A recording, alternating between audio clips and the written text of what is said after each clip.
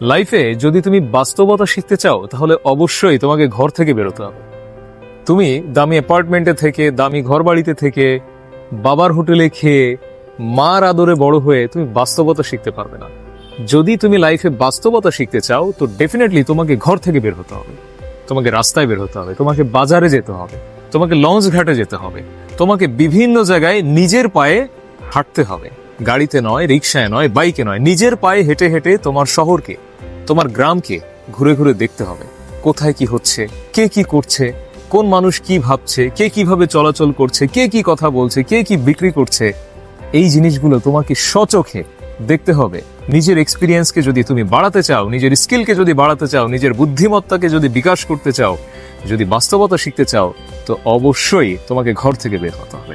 ঘর থেকে বের হয়ে রাস্তায় রাস্তায় একটু হেঁটে দেখো না, রাস্তায় কোথায় কি করছে, দেখো না রাস্তার কুকুরগুলো কি করছে, রাস্তার বিড়ালগুলো কি করছে, রাস্তার ফকিরগুলো কি অবস্থায় আছে, ভিক্ষুকরা কি অবস্থায় আছে, রাস্তার টোকাইগুলো কি করছে, মানুষগুলো কি করছে, বাজার ঘাটে কি হচ্ছে, একটু দেখো না।